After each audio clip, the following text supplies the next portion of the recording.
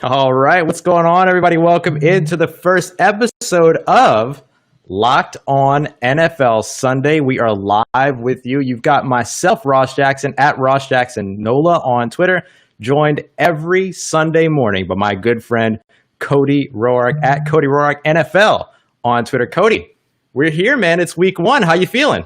Hey, you know what? I'm great. Football is back, and we get a little bit of sense of normalcy. It was nice on Thursday night to get a little bit of game action. Now we have a full slate of Sunday games. I'm excited. Oh, it's going to be so much fun. Y'all, we're very excited to be able to be here with you every Sunday morning to get you ahead of everything going on throughout the big NFL Sundays, of course, but also recapping the Thursday games, looking ahead to Monday night.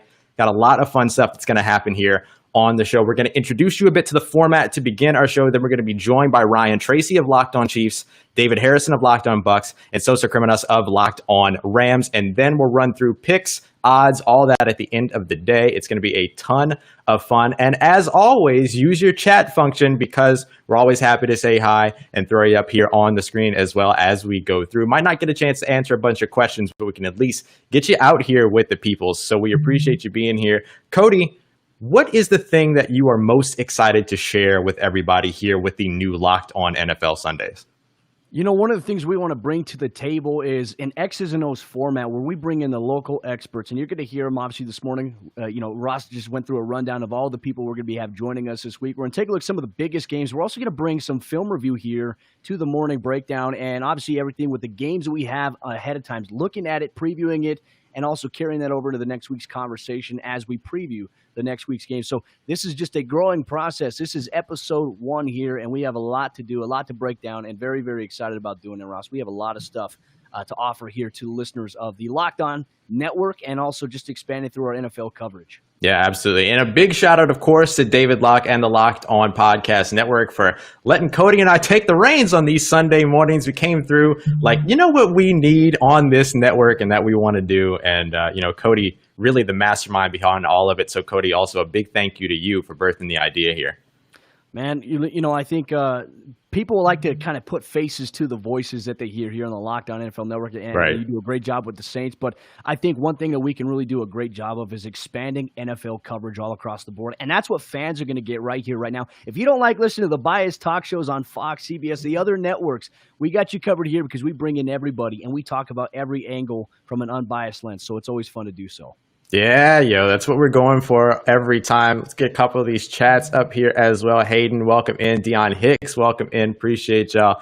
Very, very glad to have folks out here. Cody, you getting some love in the chat too from Nalu, of course. So we appreciate everybody for coming out. Make sure you join us every Sunday morning at 11 a.m. Eastern time, 8 a.m. for the Pacific folks getting up early in the morning. So come on through, be with us. So before we start to bring in all of our Locked On experts here and our local experts to talk a bit through what's going on with some of these big games and even recap the Thursday night game, I want to give a quick shout to some of the games that are going on all throughout the day. So as Cody mentioned, we have a full slate of Sunday games here. We got news from Ian Rappaport earlier today that all coaches and all players came through, tested negative, and are cleared to play for the week 1 game. It was a long road to get here, Cody, but we found a way to do it. Not we. I didn't have anything to do with it. I just talked about it a bunch. The NFL, found a way to do it.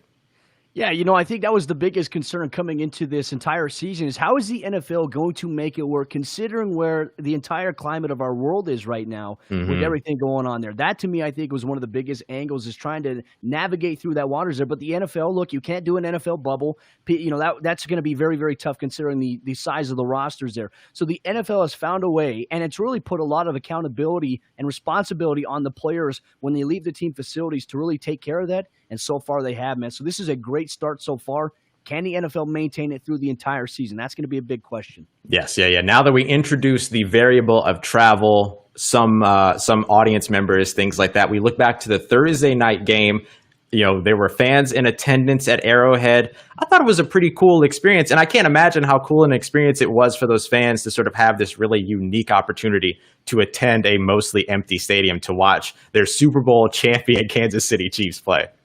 Yeah, my thought process was, how do you get in the queue to be able to get a ticket to get into the stadium? So you're one of the, I believe, 20,000, and Yeah. also just kind of amplifying the crowd noise that is there with the pumped-in crowd noise as well. I mean, Arrowhead wasn't as loud as it usually is, but just to be able to have football back and to hear the reaction of fans in the stands, that was huge. And I'm hoping at some point for every other NFL team that you can add fans along the way. And look, I think that's going to be a big difference maker. But the crowd noise, I think, will be something to get used to once it's pumped in.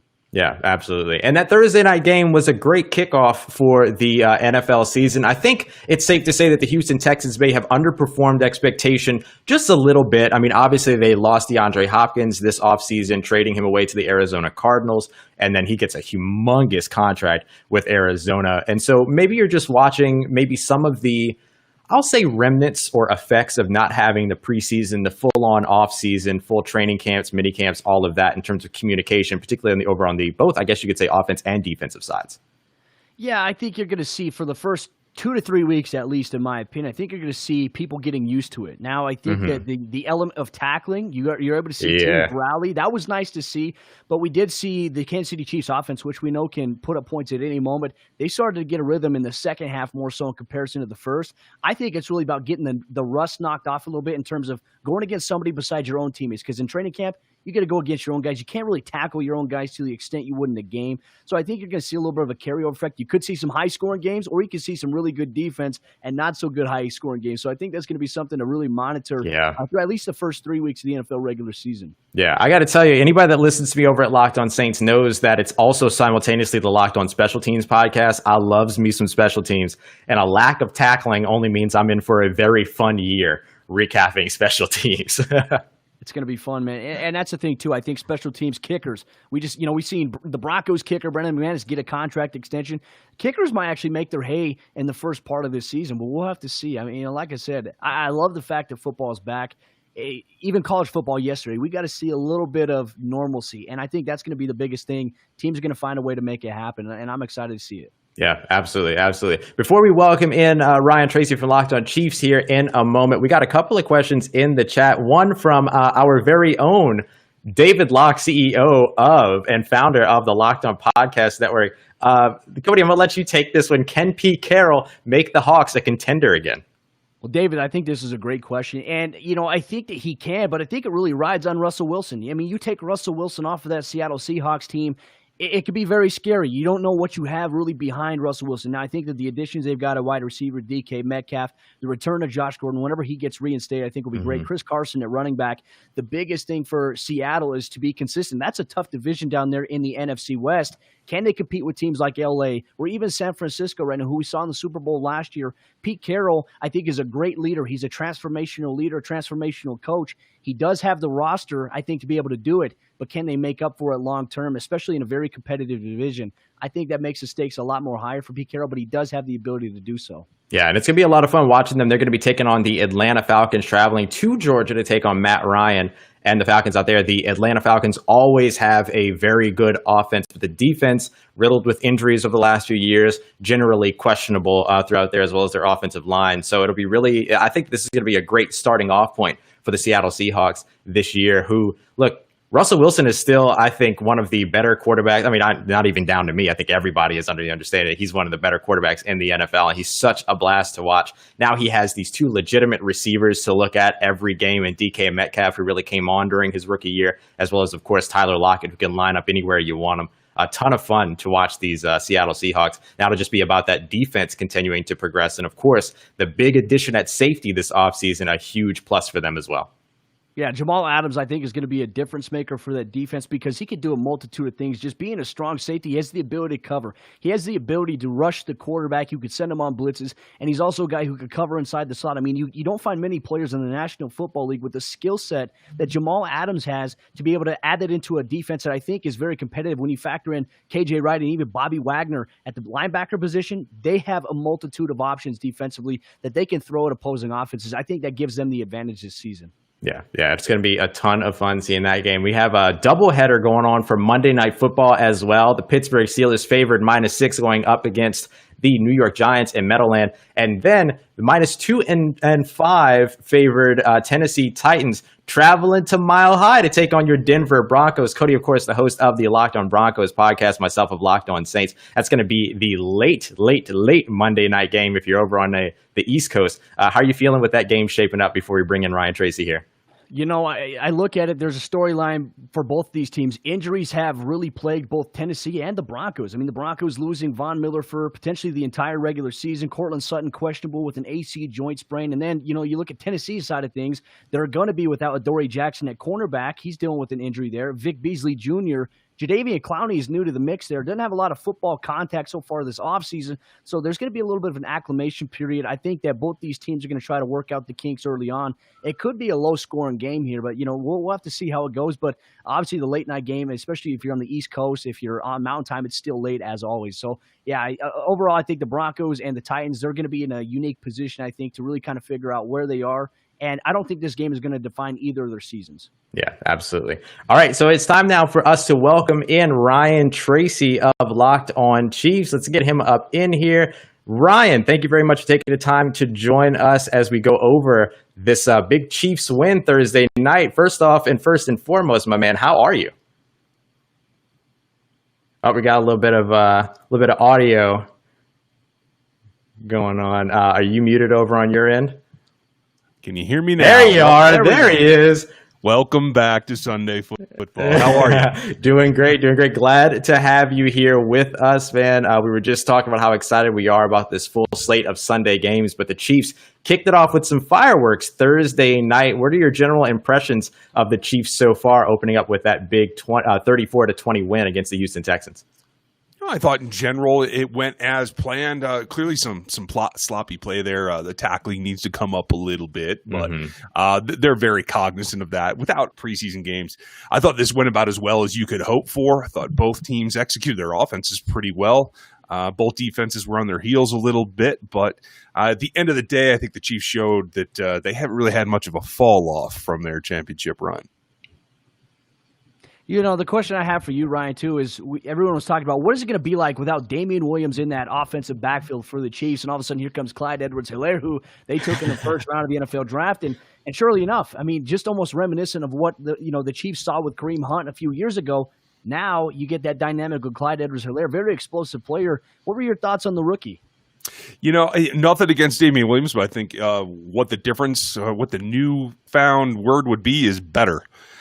This is quite simply a guy that, because of his diminutive size, squeezes into smaller gaps. And this is an offensive line that isn't known for coming off the ball and moving guys out of the way. Although I will give, and Clutchy Osemele got a lot of time there on the broadcast, and more power to him. But in general, they are a finesse line. They always have. And this is a zone attack that they want to execute. And as they go through, I think just having those smaller gaps is a smaller guy. He's really good at dipping, and we all saw what he can do in the open field. I said after the broadcast on my live stream that I feel for the groundskeepers because he's going to be putting his foot through that turf all season long. Yeah, absolutely. We looked at the Kansas City Chiefs last year being only running in the first half about 28% of the time, which is bottom of the league. Surely you expect that to adjust after this big game from Clyde Edwards-Helaire moving forward? Some, and I'm one of the old school. I'm one of the make fullbacks great again crowd. Yeah, so, buddy. For me, I was very happy to see it. A lot of my fans were ribbing me a little bit that I couldn't be happier and that I'll be very disappointed next week. And, there'll be a drawback, I'm sure. Quite frankly, I think a lot of the run game and the volume that Clyde Edwards-Helaire got was due to, again, not having preseason. They wanted to get him in the mix, get him used to getting hit, used to the speed of the game. And I think also Clyde proved himself correct. There was kind of a little hubbub early in the season where he said, I got the playbook down. I'm feeling good about it. And there was a lot of, hey, you don't know Andy's stuff. And I was one of those people going, easy, Rook, take it easy. But he clearly knew where he was supposed to be, knew how to execute his role. And I think the rest was athletic ability that just took over. Let's talk about the defensive backfield real quick. And Ryan, this is one of my favorite conversations to have. You saw the return of Juan Thornhill coming off ACL, Tyrann Mathieu back there, but also Snead at the cornerback position, a rookie, got a lot of action. And actually, he looked very impressive on film going back to that matchup. There was one specific play where I believe he was against Brandon Cooks. It was a fade down the right sideline. He fit in perfectly, knocked the ball away. What were your thoughts on the rookie's performance? He came away with an interception, but what are your thoughts on the defensive backfield? Because I know that was one of the bigger question marks coming into the 2020 season. The backfield in general is obviously an up and down. Thornhill, I thought, looked good. They did give him some breathers, though. Tedrick Thompson, newly acquired from the Seahawks, came in for some sporadic relief, and I thought that worked out well. Juan supposedly was not much in the training room following, so that's a really good sign.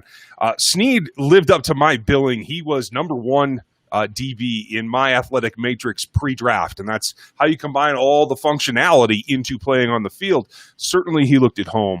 In training camp, we didn't get to see anything, but there was talk up and down about his learning the scheme and being able to be where he's supposed to be. Clearly, he got pressed into action early and was able to adapt. I was really impressed with that. There were a couple of plays. There was at least one down the sideline where he got a little spun around. I think that was Will Fuller. That should have been a completion, so it may look a little bit better on paper than it did actually on the field, but I'm really fairly optimistic anyway. I think he will be exploited a little bit. He will be continue to be attacked. Travarius Ward did have surgery on his hand the following day, but it does look like they're not expecting him to be out too long. So if that will continue, I think when Ward's back especially, they're going to target him a little bit, and most teams would be apt to do that. But I think he'll be able to hold up. I'm optimistic. It's been an exciting thing to watch because, we go back to just a couple of years ago. We think about, I believe it was the Thursday night Rams and Chiefs game that was just an absolute barn burner. But then we see this Chiefs defense just continue to get better and better. Do we think that this Chiefs defense is on the appropriate trajectory, or what we saw during this sort of 20-point hold here, that it had more to do with the sort of rusty, performance by the Houston Texans to open up the season? Or is this really the Kansas City Chiefs defense starting to show up early here this year? They're starting, and there's been a lot of talk from the guys on that side of the ball about having the ability to pick up from where they left off. There are a number of new guys. You saw some linebacker play that still looks pretty stale, as we've seen the last few years. Willie Gay did not play. Willie Gay Jr. is, again, the athleticism is off the scale. He actually tested out better than Isaiah Simmons. So when they get him up to the mental part of being assignment sound, they have another chunk of athleticism they can put on the field that I think will help them. I wait for that day semi-patiently. That's fair. One of the last ones I have for you here, Ryan, is taking a look at Chris Jones. Obviously, they talked the offseason. They wanted to pay him, and certainly he impressed in the matchup against the Texans there, particularly on a play where he did a great job executing the push-pull, was able to get after Deshaun Watson. I felt bad for Deshaun Watson overall. Part of me is wondering if it was a combination of Chiefs' defensive play or if Houston's offensive line really is that much of an eyesore right now, considering first game of the season. I mean, at this point, I was really impressed with Chris Jones because he was everywhere. I mean, he was causing pressure on the interior, whether or not he was lined up in a 5 coming on the outside. They were doing a variety of different things with him. What do you think he can do to even amplify even the Chiefs' defense here in 2020? Really, he's the key up front because Frank Clark's going to do Frank Clark things. But it's Chris Jones in the middle that allows everything else to come together because they are stacked. Most of the time, you're going to see Frank and Chris over on the right-hand side of the defense. So you have to pick up some slack. We saw some safety blitzes. In fact, it was Tyrann that got to Deshaun on that interception coming off of the left side to kind of compensate. So Chris has even teased about wanting to go out to the opposite defensive end on some snaps, and we will see that, just don't know when. The cool thing of it is that I think there's a little bit of a breath of relief for Chiefs fans because we saw what happened. Justin Houston got a huge contract, and his play immediately fell off. Chris has been in an extended contract dispute, finally gets that done, and came out like gangbusters and looked like his old self. So I think mostly motivation is what he's going to provide. And if he doesn't get comfortable, I think this Chiefs defense is on the way up. I'm loving it. So they open up. They have this great showing to open up the NFL season. Next week, they travel to Los Angeles to take on the Chargers in the newly minted SoFi Stadium, which we'll be talking about a little bit later on in today's episode when we get Sosa in here to talk about Rams Cowboys. But how do the Chiefs match up against the division rival Chargers now moving into this next game, week 2? I think they're really apt to just do what they do. they didn't show a lot against the Texans, and quite frankly, it's because they didn't have to. And I don't expect anything different from the Chargers. A lot of talk around the Chiefs organization about how SoFi needs to become the Chiefs' home away from home here pretty quick for multiple reasons. And nothing against what the Chargers are trying to do. I like Anthony Lynn, and I like his perspective. I like how he coaches. But I don't think that it's anything that really, especially between Tyrod and a rookie quarterback, you have to be able to put up points to keep up with this team. And they showed that no matter how much rust they might have had, 24 points isn't enough. And I don't know if the Chargers are going to be able to pull that off right away. Yeah. Well, Ryan, I think one thing too, especially I cover the Broncos, and we always talk about these matchups. Right now, the Chiefs are always the favorite in the AFC West as of right now until somebody proves otherwise. And look, it's going to be a climb to be able to knock the Chiefs off that mountain. There are some things, though, that I'm looking at too, especially offensively, the amount of weapons that they've had. DeMarcus Robertson. Now that you add in McCole Hardman, Sammy Watkins, Tyreek Hill, and Travis Kelce, I mean, just the multitude of weapons. We saw Houston really try to get aggressive, try to send everybody, try to send, an 8-man blitz and have everybody cover. And then you see the dump off to Clyde Edwards-Helaire out of the backfield. It's like, how can you get pressure on Patrick Mahomes and still account for some of the weapons? Because he can get the ball to his hands so quickly. I think it's going to be a very hard formula for NFL teams to really figure out how to stop Kansas City. And, normally I would tell you that it's about having elite players at the pass rush positions or having guys that can cover more than 4 seconds. I don't think that's the case anymore, to tell you the truth. The difference is going to be the coordinators, because you have to disguise what you do pre-snap more so than you've ever had to do with him. He'll even admit he didn't quite read defenses correctly until mid-season last year. Imagine that. So I'd put him at about the 75 to 80% mark in terms of pre-snap ability to diagnose. If he continues to get better at that, it's going to come down to the coordinators being able to show a look that confuses him enough to bring some pressure from somewhere else.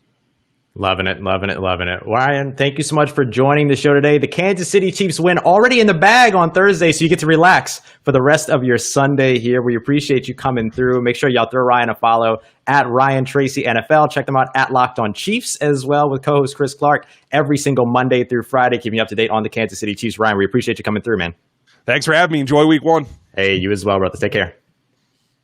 Really just, Ross, looking at Kansas City, man, I think when we look at it, they're the favorite on paper. They're a favorite for all the analysts. And I've always been critical of saying that I think pressure on the interior is going to be important. Not only do you have to have great pass rushers on the exterior, but against a team like Kansas City, you have to be able to maintain edge contain while creating that interior pressure. Those are the things we haven't seen many teams have success doing because they don't have the coverage guys to be able to match up with their skill players. Yeah, that's the hard part, right? Like, you have to be able to lock down those skill players over on the opposite side in order to buy enough time to be able to get after and affect Patrick Mahomes. And even if you get after him, you still have to get to him, which is even harder because he does a very good job maneuvering both inside and outside the pocket. So it's going to be a big time challenge for any team that matches up against them all throughout this 2020 season. Not expecting much of a change from the production that we're seeing in Kansas City. So it's all going to come down to how teams match up from week to week. And I think that's going to be the biggest key, what we see here from week 1 all the way to week 16, or, how are teams going to adjust? And we also have to factor into it. At any given point in time, injuries can occur to any team. And that's something right. that, I think we may see an increase of. This has always been a concern for me entering this season. No traditional offseason program, no traditional strength program, with strength and conditioning coaches. Now, while players are at practice, they've been hitting the weight room. But here's the deal, though. They're getting their bodies ready now. How many players were actually able to get their bodies ready from March to all the way through August when quarantine was happening? That to me is the biggest concern. So now they're practicing, they're going through and they're doing strength and conditioning, but their bodies may not be where they need to be yet. And then so you're going in and you're just creating all this wear and tear on your body. That's why we're seeing such an increase in soft tissue muscle injuries all across the NFL. That to me, I think, is concerning. And I wonder if that's going to be a storyline we talk about 5 weeks from now. Yeah, absolutely. Well, it's already becoming a storyline as well that we're talking about here week 1. Wide receiver Mike Evans of the Tampa Bay Buccaneers was somebody that suffered one of those soft tissue injuries, but he's expected to play today. And to help us lead into Mike Evans' potential getting started at the top of the season, as well as a big game, the America's Game of the Week this week, we've got David Harrison of Locked On Bucs joining us for today's show to talk a little bit of the Tampa Bay Buccaneers, who are headed to the New Orleans, or the Mercedes-Benz Superdome in New Orleans, take on the division rival New Orleans Saints. David, how are you, buddy? Thanks so much for joining us today. Doing great, Ross and Cody. You guys are killing it. Love that the network is doing this. Love that you two are the hosts for it. I couldn't pick a more perfect duo if I could myself. So you guys are doing a great job. And yeah, Ross, looking forward to seeing the Bucks hand the Saints their first L of the season. Hopefully Mike Evans is capable to go. And Cody, just like you were talking about, man, I mean, a guy like Mike Evans, he's got hamstring issues in his past. I mean, most recently last season, he missed the last part of the 2019 season because of a hamstring issue. So coming in to this training camp, no preseason games. Bruce Arians said he got about 1,000 snaps, and he was able to make it through almost all of them. And then just right there at the end, I guess one too many. But hopefully, like you said, Ross, he's expected to play today. We'll see how that holds up throughout the year and see what the Bucks can do with their exciting 2020 ahead of them. David, let me ask you a question, too. We talk about Mike Evans, questionable. He may give it a go. Hamstrings, we know, are very tricky because you could be 4 weeks healed from a hamstring injury. You take one wrong step, one wrong plant, and all of a sudden it sets you back another 2 to 3 weeks. They're so tricky, and I don't think there's really any kind of method out there that can really address hamstring injuries.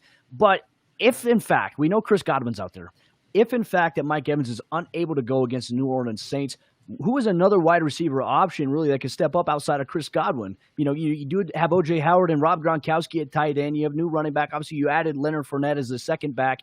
Who is another wide receiver that could fit into the personnel that could produce if, in fact, Mike Evans can't go?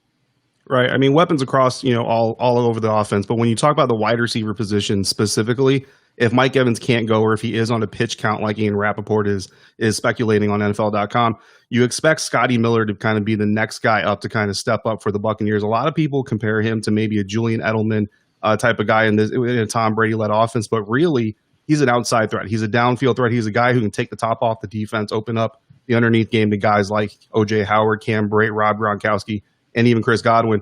So you kind of really expect to look at him as that number 2 guy, but then you also have to look at a guy like Justin Watson who's coming in. Mm-hmm. He's had a strong camp. He hasn't quite, I guess you could say, quite lived up to expectations. I mean, the late round draft pick, so how high are the expectations in the first place? But Buccaneers fans have been excited for him since he joined the franchise, and he really kind of hasn't gotten to that level yet. So this could actually be an opportunity, if Mike Evans is out or even limited, to also step up and contribute to the offense today. And something we were talking about on Locked On Bucks over this last week is this really is kind of a perfect storm because all offseason we've been talking about how stacked the weapons are on the offense for the Buccaneers and Tom Brady. But then Mike Evans is questionable, and all of a sudden it's, oh, man, the building's on fire, and what are they going to do, and how are they going to produce?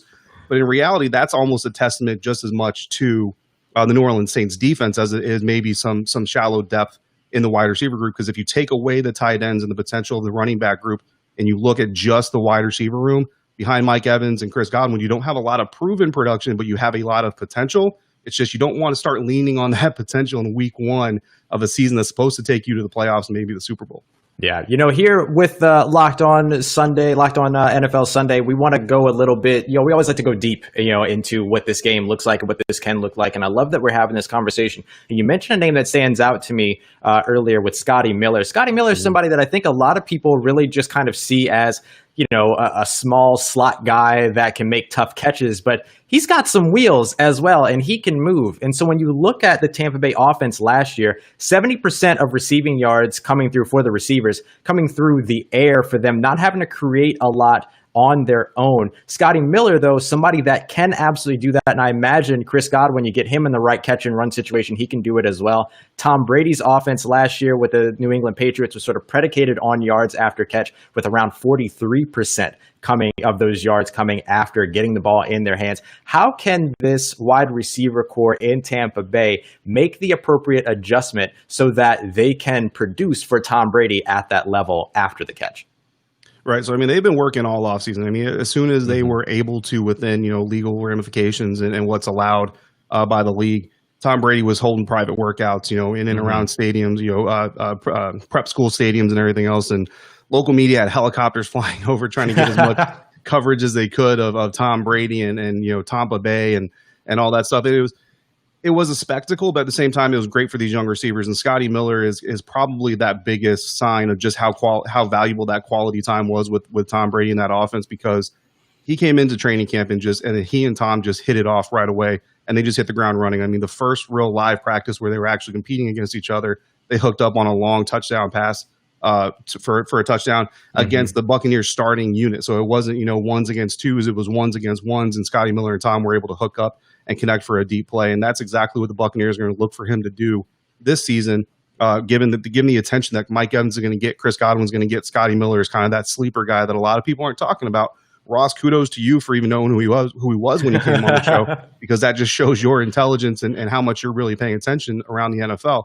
Because a lot of people don't know who he is, and a lot of people, when they see him, they just expect Julian Edelman type 5 yard in, 5 yard out, drag route, screen pass and all this stuff. But if defenses come in thinking that same thing, they're going to find Scotty Miller 45, 50 yards down the field catching a bomb from Tom Brady and then running it the rest of the way into the end zone. And that is something that when you look at Mike Evans, he's struggled in his career with yards after reception. He's acknowledged that. He's admitted that he's kind of tried to work on that, but it's really just not happening for him. Fortunately, he's really good at making catches, so he gets a lot of his yards that way anyway. But Chris Godwin, that's why a lot of people actually prefer, Ross, yourself included, prefer the Chris Godwin style of playing receiver over the Mike Evans style, because Mike, he makes the play, he gets the catch. Typically, that's about the end of the play.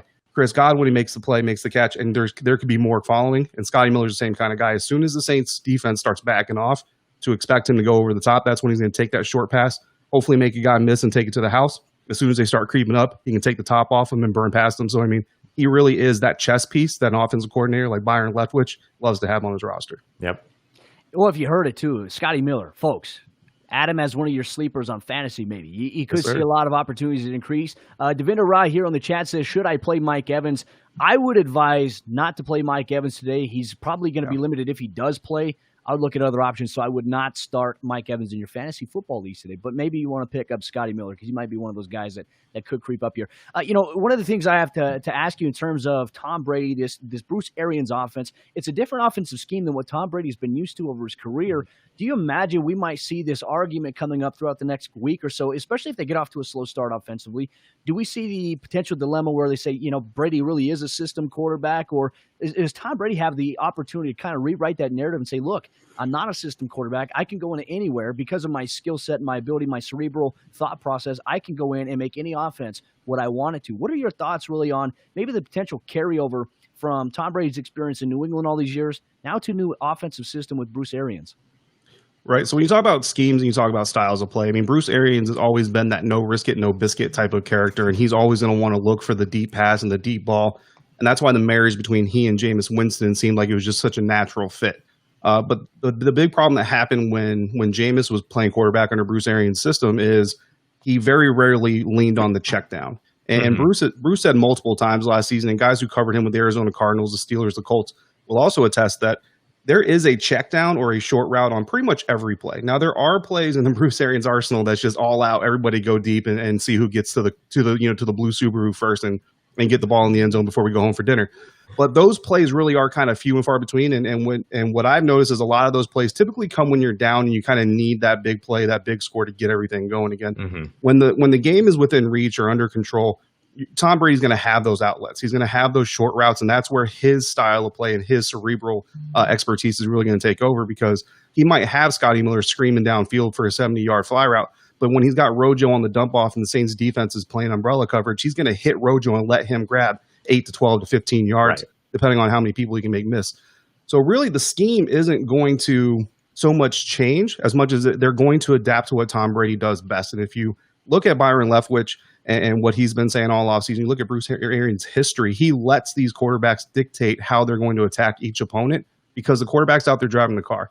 Bruce Arians isn't the coach that's going to build the car and say, just get behind the wheel, shut your mouth, and do what I tell you to do. No, he's going to say, okay, let's build this together, kind of like Sean Payton and Drew Brees like to do. And they're going to have a scheme that fits both of their styles. So when Bruce Arians goes out there and says, hey, Tom, Byron calls the play, says, here's the play call, here's the primary, obviously the primary target is a 50-yard bomb. If Tom comes in line of scrimmage and sees a blitz that he knows his offensive line hasn't been able to handle today, or that Mike Evans is hampered by that hamstring injury, and he sees that in that pre-snap read that the short route is best, he's going to come back, he's going to verify what he saw, he's going to hit that short route no matter who the primary receiver is. I'm loving it. We're going to get you out on this last question here. We talked a lot about the Bucs offense, but the Bucs defense returning 10 of 11 starters and potentially seeing an upgrade depending upon how rookie second-round pick safety Antoine Winfield performs throughout this season. What do you feel and what are your impressions of that Bucs defense going up against the New Orleans Saints offense to open up the season? I love the Buccaneers defense just in general. I mean, the way they started off the season, that front seven was getting after it, even without JPP. The secondary, very young, very raw, had a lot of struggles early on, and that's where some of those losses came in for the Buccaneers early in 2019. Starting right after Seattle, you saw that unit kind of come together, solidify, become a group. You saw those young defensive backs really grow just week to week in front of your eyes, and it was a beautiful thing. Coming into this season, they've all got that experience. Like you said, Ross, 10 of 11 starters returning. Antoine Winfield already coming in as a second-round draft pick, not being given, earning that starting spot, outperforming Mike Edwards and Andrew Adams to get that starting job. I mean, the sky is the limit for this group. JPP healthy to start the season. Shaq Barrett coming in with a chip on his shoulder, looking to prove to everybody that it was not a fluke. Cody, you know him very well, and you know that motor. It's revved up all the way to 100. It's going to stay there all season. Yeah. As far as the Saints are concerned, you always got to be concerned about the New Orleans Saints offense, right? But I think that if they can contain Alvin Kamara, that was kind of where they hung their hat last year, is keeping running backs from doing damage. If they can keep the running backs from doing damage, as odd as it sounds, force the Saints to lean on Drew Brees in that passing game. It's easier to defend any offense when you kind of know where they have to go. So if they can stop that running attack with their front seven, it allows that secondary to not have to worry about helping out against Alvin Kamara. They can focus on their assignments, focus on what their job is, not have to worry about doing extra to make the grade. I think it's spot on. I think for Shaquille Barrett, someone I've had the privilege of covering and being able to watch him grow, he does have that high motor. And even when he wasn't a starter in Denver, he had all the tools, all the traits to be a starter somewhere. He proved it last year in Tampa Bay. The fact that he's back on the franchise tag saying, look, I'm willing to prove it again. The fact that he was able to get 19 sacks, I'm not surprised. Shaq is a hardworking guy. When you pair him opposite of a guy like Jason Pierre-Paul, and you have the inside linebackers that you do down there in Tampa Bay, like Monte David, and then also the secondary, it makes things easier for your defense to get takeaways, and they could turn it on at any time. So I do think that the strength for this Tampa Bay team early on, it still could be their defense. I think on paper right now, you look at all the offensive weapons, it's appealing, but I think their strength right now is on the defense. Absolutely. Yeah, until that offense gets fully clicking. I mean, you got a lot of talent there. But again, no preseason games. They've only played against each other so far. There's going to be a learning curve. There's going to be some growing pains. There's going to be some miscommunications.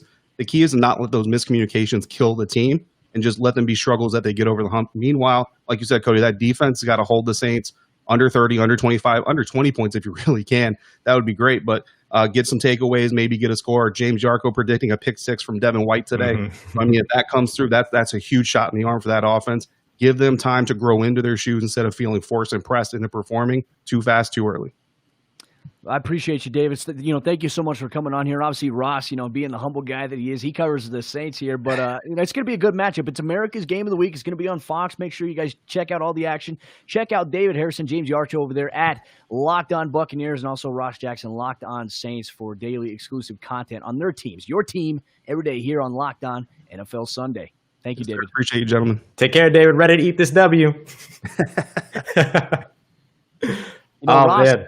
I think this is an intriguing matchup, and I know we didn't really we're not going to spend too much time talking about the teams we respectively cover. We can touch on a couple angles here, but I think for the Saints, for me on the outside looking, I think this is a Saints team this year.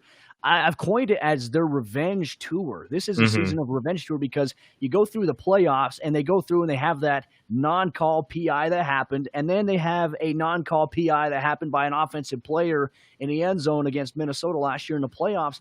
They have all the talent, but I think overall for New Orleans, they get there in the regular season. Offense gets them through there. Defense starts to brand up a little bit. They get stronger.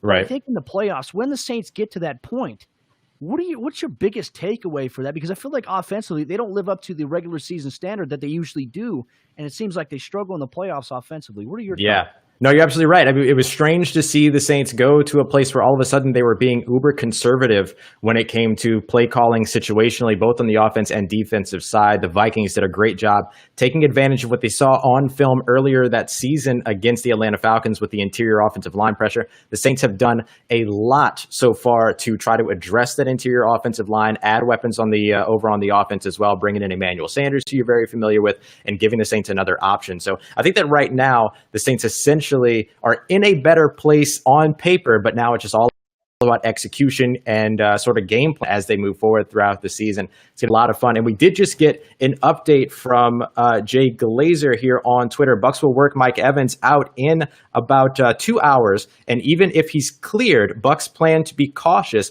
with him in game. So that can be a big boost for the Saints secondary that picked up a lot of veteran experience this offseason with Malcolm Jenkins and Janoris Jenkins coming through.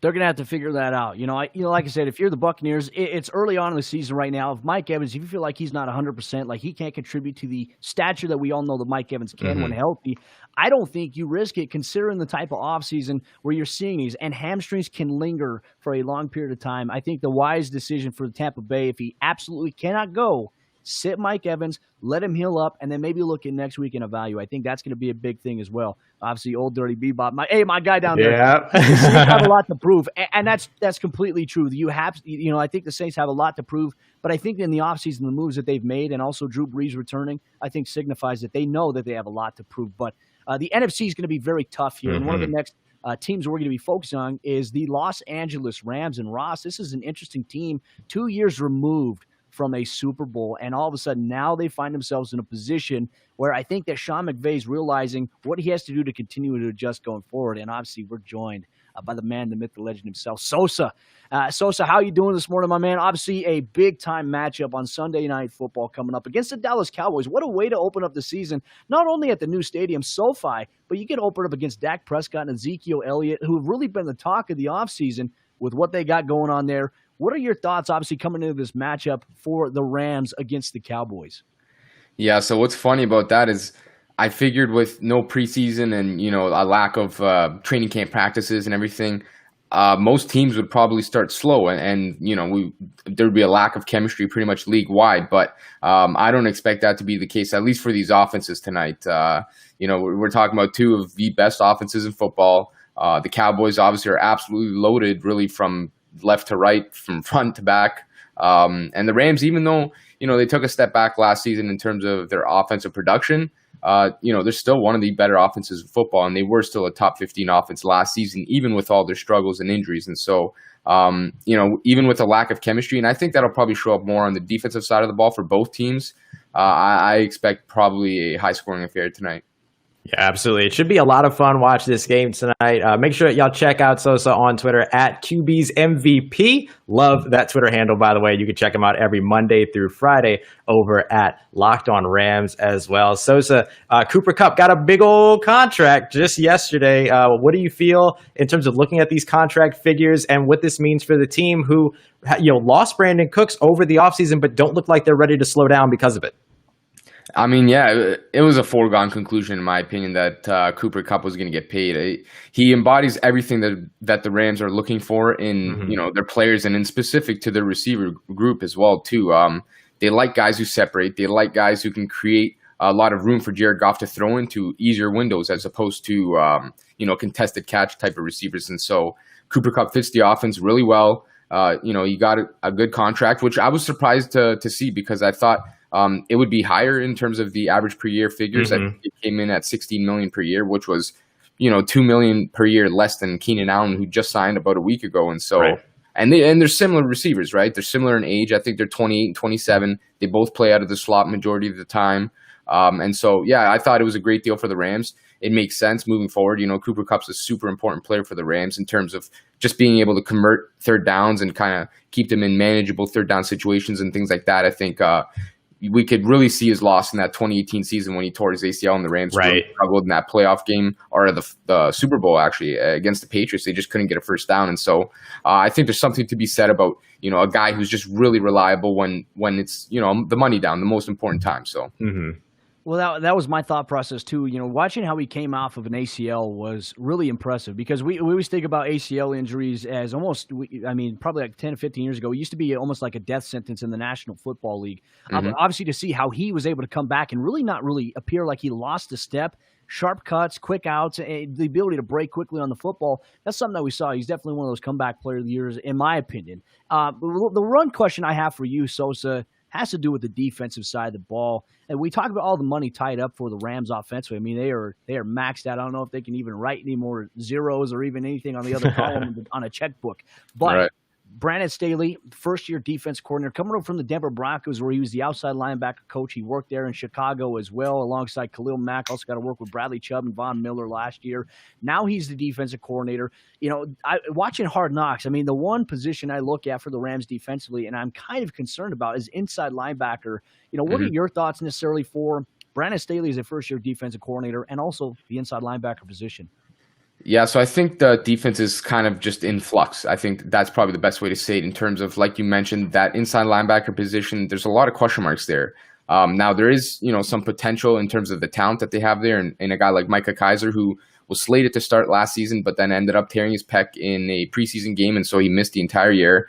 But like I mentioned, there's a lot of question marks there. You got Micah Kaiser starting at one spot, who we don't know anything about really, and then next to him, it might be the most experienced player of that group is an undrafted free agent in Troy Reeder, who started like 8 games last year. And so there's not a lot of experience there. There's a lot of potential issues at that spot. I think, it's definitely the weakest spot on the defense, the most inexperienced spot on the defense for sure. But like one of your guys is from your Broncos just joined Justin Hollins. And so I wouldn't be surprised to see, he might not start immediately. I wouldn't expect that. But, if it happens to be like a midseason kind of thing where he can step in and, where, if the Rams' inside linebacker options just aren't impressing, then I wouldn't be surprised to see them eventually make a switch. But as of right now, I'm expecting it to be probably Micah Kaiser and Troy Reeder, though Kenny Young could factor in as well, who they traded for last season when they traded Marcus Peters to the Baltimore Ravens.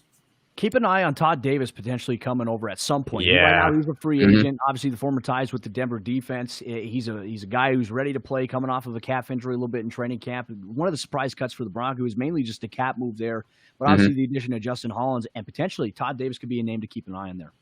Yeah, that was a fan favorite, I'd say, for the Rams fans and myself included, is that, I thought Davis would have made sense because he's a veteran. I think the Rams could use some veteran experience at that inside linebacker position, even if Davis doesn't even prove to be a huge upgrade. I think just having a guy who just has a little bit more experience that could replace Corey Littleton would have made a little bit more sense. But, the Rams are going with the youth movement. And like you mentioned earlier, they elected to pay a lot of players. They're kind of going with that stars and scrubs kind of approach in terms of, they're going to have to rely on guys like Aaron Donald and Jalen Ramsey because those are the guys that they chose to give record-setting extensions to. And so, in a salary cap league, you only have so much money to go around. So the Rams are really going with that approach in terms of let's lean on these stars and kind of fill in the rest of the roster with, late-round picks or undrafted free agents and just kind of hope for the best. You gotta love how much the Denver Broncos have been a seed team to just about every team that we've talked about on today's show. It's been really, really interesting, and I didn't consider it before we got started, but it's an interesting thing to sort of see the player movement, of course, all around the NFL. And so last year, in terms of player movement within the Los Angeles Rams, we saw them diversify their offense a little bit more in terms of personnel groups, running 73% 11 personnel, which they focused very strongly on in 2018, but mixing in around 21% with the 2 tight end sets. Do you anticipate them to continue finding ways to diversify that offense and run in with the increased talent at tight end, or do you expect them to really shift back to the Sean McVay 11 personnel trademark? I think it's going to be a good mix of both. That's what I expect. So, like you mentioned, they from weeks 1 through 10 in last season, they ran, and I've got some numbers here as well. They ran 11 personnel 81% of the time, which ranked second in the NFL. So pretty much as you can. Yeah. And then from weeks 10 or 11 through 17, the back half of the season, when some injuries struck and kind of the offense was struggling, they only ran 11 personnel 62.5% of the time. Wow. So that went from second rank to 15th in the NFL. And then when we look at 12 personnel in that first half of the season, they only ran at 10.9% of the time, which ranked 29th, almost dead last in the league. Yeah. And then the second half of the season, they ran at 34.5% of the time, which ranked 4th in the league. So there was a huge drastic change in terms of their alignments and just the scheme that they ran offensively. And so, I think a mix would make the most sense in terms of you kind of want to throw defensive coordinators a little wrench and kind of keep them on their toes. And, the Rams just loved running 11 personnel so often. And, their offense is always going to be based off that outside zone running game and that scheme in terms of just trying to mesh plays off of the play action in terms of their running game strength. But, I would be very surprised if we didn't see a lot more 12 personnel even in this game and moving forward, because even looking just at the Cowboys, who they're obviously playing tonight, the Cowboys struggled against 12 personnel alignments last season. So, even if we look at how many average yards they allowed per play, when they were facing 11 personnel, they allowed 5.3 yards per average, which was 7th in the league. Pretty good for a defense. When they faced 12 personnel, they allowed 5.7 yards per play, which was 21st. And so there was some pretty drastic differences in terms of, you know, how the defense of the Cowboys performed versus 11 personnel and versus 12 personnel. And so I would expect, you know, maybe like something close to a 50-50 balance tonight. And it might be, you know, it's definitely going to lean skew towards that 11 personnel moving forward. But I think tonight the Rams would probably be pretty wise to run a little bit more 12 personnel. If you're listening to this right now, all across the board, no matter what kind of fan you are, you're going to be tuning in to Sunday Night Football. 11 personnel, if you don't know what that means that there's one running back and there's one tight end, there's 3 wide receivers. The bread and butter, what we've seen, 12 personnel is 1 running back, 2 tight end sets. So keep an eye for those when you're watching, and then I want you to be able to, you know, call out and also tag us on Twitter at QB's MVP, at Cody Roark and Phil, at Ross Jackson, NOLA. Tag us what you see, how often you see them in 11 personnel or 12 personnel, something to look at there. You know, so one of the questions I have for you, obviously, when you look at a matchup between the Cowboys and you look at the Rams. Now, previously, you know, we talked about the Rams being a high-scoring offense. They used to have a guy like Todd Gurley in the backfield. We know the Cowboys have Ezekiel Elliott, a strong run game there. Who picks up the slack at running back with the departure of Todd Gurley to the Atlanta Falcons this year? I mean, so far, all the reports that we've gotten out of camp, and, you know, they've been very minuscule, I guess you could say, is that they're going to go with a 3-man approach now.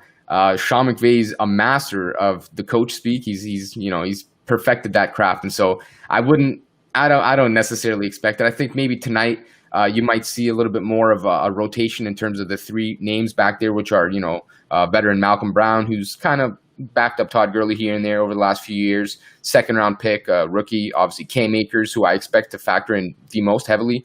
And then last year's 3rd-round pick, who the Rams actually traded 2 3rd-round picks to go up in the 3rd round to go get him, was Darrell Henderson out of Memphis. And so, you know, I expect maybe tonight to be a little bit more of a work share, and maybe even the first few weeks of the season until Cam Akers kind of gets acclimated. You know, we don't the rookies. I think it's gonna be hard for rookies to kind of acclimate in this season, obviously with no preseason and no snaps, and everything's gonna be really new to them. But we did see a guy like Clyde Edwards-Helaire, you know, perform really well on Thursday night, and so I think probably Cam Akers will factor in the most heavily tonight. Maybe something of like a 50-25-25 work split amongst the 3 guys, but moving forward, I would fully expect Cam Akers to get that job almost in like a, you know, I don't want to say a workhorse type load, but something along the lines of like a 70 to 15-15 split, something like that moving forward. Yeah, real quick before we get you out of here, Sosa, just a fun question for you. How was it watching the Los Angeles Rams featured on Hard Knocks? Who was your favorite, and why was it Dante Dion? Right. I mean, it's good. It's great to always see, you know, your team and kind of get a deeper look into the guys on the roster. Now, it was obviously a little bit of a strange Hard Knock season, just like it was a strange off season for the whole NFL. You know, we didn't get any games and a lot of that kind of content, which is the best kind of stuff. But yeah, Dante Dion was a star. I mean, he's a personality. That guy's hilarious. So I thoroughly enjoyed watching it. You know, it was nice to see. And hopefully they can kind of, you know, carry that momentum into the season here tonight. Absolutely, man. Gotta love it. Y'all, Cody, do you have something else for him real quick before we got him out of here? No, I'm good. Sosa, just, you know, keep up the great work that you're doing over there, the Locked On Rams podcast. And if you're a Los Angeles Rams fan, you're listening, you don't have Locked On Rams in your lineup yet. Locked On Rams is every single day brought to you by Sosa. He does a phenomenal job bringing you the X's and O's and all things pertaining to the Los Angeles Rams. We appreciate you guys. I appreciate you guys. You guys are killing it. I've been listening this morning, and I'm going to be a listener going forward, and I think everyone should be as well. Hey, man, we appreciate you. Sosa Kremenjas, everybody. Make sure you throw him a follow at QB's MVP on Twitter. Check him out, Locked On Rams. We appreciate you, buddy. Take care and enjoy the game. Yes, sir. Enjoy the day, boys. Gotta love that guy, man. I know. Sosa did a phenomenal job, obviously, with the Locked On Rams podcast. This is going to be a fun matchup to watch. Sunday Night Football, you know, eager to see really just the presentation, how they do it, especially in a new stadium. And I think the bummer part about it is that in a new stadium like that, how exquisite it is, the massive jumbotron that you have that extends across the entire field. Right. No fans. No fans. That right there is going to suck. But yeah. You know, it is what it is. And I think with the current climate right now, I think things are going to improve, drastically as the weeks go on. But I mean, what a great lineup we've had this morning. Ross Jackson, David Harrison, and then now Sosa too. So, you know, Locked On Chiefs, Locked On Bucks, Locked On Rams. And And now we get to the very, very fun part, Ross, because we get to talk about some of the games that are occurring. We're literally just an hour away from kickoff, and we're going to go through some of our game picks right here, right now. So, Ross, what games are we going to focus on to give our picks? And also, we'll get the people in the chat room involved as well. Yes, please. A couple of their selections as well. So, what game are we starting off with? All right, so let's start off with one of the early morning games today. We'll start off with the Minnesota Vikings, who are favored -2.5, hosting the Green Bay Packers. This is going to be a very fun matchup, a very important divisional matchup to open up the season for both of these teams, as both of these teams should be at the top of the NFC North, potentially battling out, and could, with the expanded playoff field. Remember, one team additional per conference makes the playoffs beginning this year. Both these teams could end up in the playoffs with one another. Cody, how are you feeling about this matchup and this line, Vikings favorite 2.5? You know, part of me is thinking too, hosting the game in Minnesota. Part of me is thinking, what is Aaron Rodgers going to do? Aaron Rodgers, I mean, he's had that mentality that he's been pissed off because of what's happening in the NFL draft. Them now obviously going out and getting Jordan Love, not really surrounding him with more weapons. I mean, Davante Adams is a weapon in and of itself.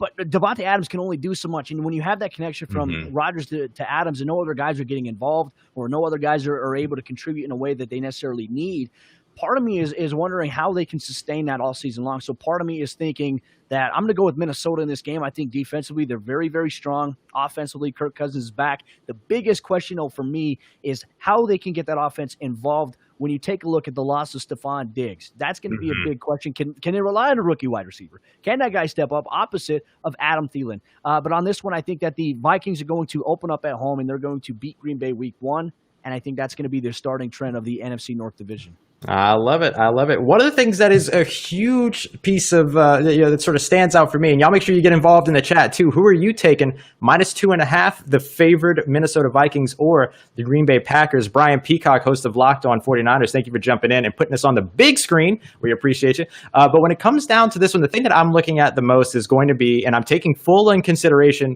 the abbreviated offseason, because even without, you could talk about no minicamps, no offseason program, no OTAs, none of that going on. Even the training camp that they did get across the NFL, it was truncated, a much shorter strength and conditioning time, as you mentioned earlier, than what the NFLPA originally wanted, which was a much longer ramp-up period going into camp. One of the things that is big to me is team turnover and changeover for these teams. And there was a lot of changeover in that Minnesota Vikings secondary in particular. Remember, Everson Griffin on the short-term injured reserve. Injured reserve no longer means that your season is over or you have to wait 6 weeks. There's a short-term injured reserve in for this year that many coaches around the NFL are hoping extends beyond. So he may only be gone for 3 weeks. But now they've added Yannick Ngakoue on that defense. But when it comes to all of these new pieces, I get a little concerned, particularly over on the defensive side for the Vikings, matching up with a veteran and an absolute stud of a pro like Aaron Rodgers when he's out on that field working with Davante Adams. And let's not sleep on Alan Lazard out there with the big body matching up on some smaller defensive backs as well. They got rid of Jimmy Graham, understanding he is not at all the second coming of any great tight end in the NFL. He's now in Chicago, the division rivals. I'm going to take Green Bay here. I'm going to take Green Bay not only to cover this spread, but to win straight up. So this is going to be the early disagreements here for Cody and I, which makes it, of course, all the more fun going into next week. Let's jump over to the next one here. The New Orleans Saints hosting the Tampa Bay Buccaneers. New Orleans Saints favored -3.5. Who are you taking here? Remember, no fans in the Mercedes-Benz Superdome for this one. I've got the Saints taking this one, and the biggest reason why they're Ross is because I think that you're going to see the Tampa Bay Buccaneers offense try to get into a rhythm. They're going to try to figure out their chemistry with one another, and obviously when you're in a game setting, you have a defense coming at you aggressively. It's a lot different than training camp, and I think that there is an acclimation point. I think that the Saints are just on a mission this year offensively with all the weapons they have. When you factor in Michael Thomas, Emmanuel Sanders, Kamara now, obviously getting the contract extension, and Drew Brees, I think they're going to put up a big statement here today. I think that it's going to be the New Orleans Saints. I think they're going to win by at least 2 scores. Ooh, that's a big one. So you're taking the spread, taking the Saints win. I got to tell you, I was a little bit down on the Saints coming into this game. That offense scoring 29 points per game in opening weeks over the last 6 years, but allowing on the defensive side over 34 points per game. The defense kind of shooting them in the foot. But you know what? They got the win last year. The Saints offense, the Alvin Kamara contract is out of the way. They're without one of their interior offensive linemen, but he was a rookie. So no one knows what they actually lost in losing him going into this game. I have sort of changed my tune on this one, and I'm going to agree with you here. I'm going to take the New Orleans Saints, not just because I talk about them every Monday through Friday, but because I do think that they have a good opportunity to win here with all of that additional talent over on the offensive side, as well as, of course, the continuity in communication that this team has built with a leader like Drew Brees. Let's jump over to Sunday night. Sosa came through and gave us a great information here. The Dallas Cowboys, though, favored right now, -3, visiting the Los Angeles Rams at the newly minted SoFi Stadium. Who you got?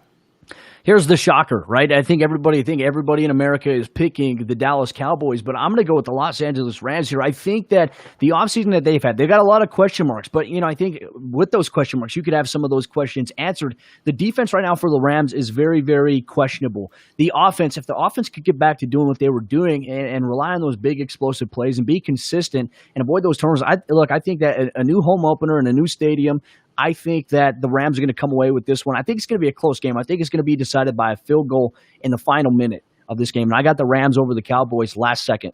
I hate to do it to you, man, but I'm going to agree. Well, not to hate to do it to you, but, it makes it more interesting when we disagree. But I can't disagree with you on this one. The Dallas Cowboys, time and time again, win their offseason only to go 9-7, 7-9 during the regular season. And so I get a little bit concerned going in with them. I'm a little cautious betting on them here early. So I'm going to agree with you, and I'm going to take those Los Angeles Rams to topple the Dallas Cowboys at home. Let's jump to the Pittsburgh Steelers, who are right now favored -6 versus the visiting New York Giants. It's a big spread. Oh, man, you talk about a new regime. Obviously, Joe Judge down there in New York, part of that Bill Belichick coaching tree. Part of me is really thinking that, you have Daniel Jones coming in for his second season. You have Saquon Barkley, but outside of that, Golden Tate is questionable. You question marks at wide receiver all across the board for them. I think that Pittsburgh, Ben Roethlisberger is healthy, James Conner is healthy, Juju Smith-Schuster is healthy, and then you add in Chase Claypool. I think, and also not to mention the defensive talent that they had. I think with Devin Bush more acclimated now, I think that Pittsburgh is a very, very tough football team right now on paper. I've got them winning this game on Monday Night Football in the first game of a doubleheader. I love it. I'm actually going to I think that the Pittsburgh Steelers are going to win this game outright, like straight up. But I'm going to take New York against this spread because of some late touchdowns. I do think that Pittsburgh is going to win this game handily. But I'm curious to see if the New York Giants can get it within one touchdown by the end of this game with some garbage time production where Daniel Jones has proven he can produce when the pressure is not on as much. So I'm going to take the New York Giants here against the spread, but Pittsburgh straight up. That's going to help us keep it interesting as well. And then finally, we've got the Tennessee Titans that are favored -2.5 as they travel to the Denver Broncos Mile High Stadium. Your guys, who are you taking here? This is a tough one. Going back and forth, I factor in injuries on both teams. Tennessee's, they're banged up in that secondary. Jerry Jeudy, Broncos first-round pick, is ready to roll. They also have Deshaun Hamilton, and they have, Tim Patrick. Cortland Sutton, questionable. Broncos head coach Vic Fangio said that if Cortland Sutton could do 10 jumping jacks tomorrow, then he can play. And ideally, too, you factor in the addition of Melvin Gordon in the offseason alongside Philip Lindsay, Drew Lock, Noah Fant entering year number 2. I think the Broncos offensively have a lot of firepower. Now, will they translate that? That's going to be a big question. But I do think that when you look at that Tennessee Titans defense, Jadeveon Clowney has not had a lot of contact, has not had a lot of time to practice. And maybe one of those players, if I'm Pat Shermer, Broncos offense coordinator, I'm running right at Jadeveon Clowney. I'm seeing what he has to offer.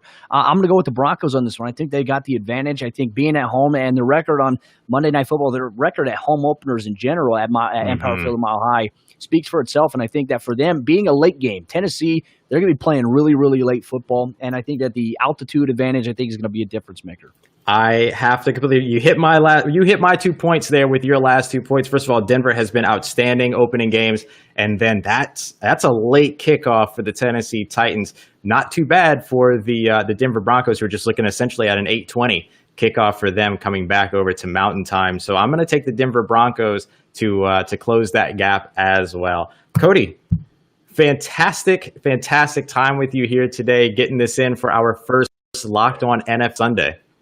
Yeah, it's been a blast. And for everyone that's in the comment section, we're going to get you guys more acclimated in the weeks going ahead. But obviously, we got to hit some of our key talking points here. But this is episode 1, Locked On NFL Sunday. We are here every single Sunday morning, 9 a.m. Mountain Time, 11 a.m. Eastern Time on Twitter, on Facebook, on Twitch, on YouTube. We are everywhere. And if you guys want to get more involved in it, we're always welcome to that. So appreciate all of you for tuning in on the first ever edition of Locked On NFL Sunday.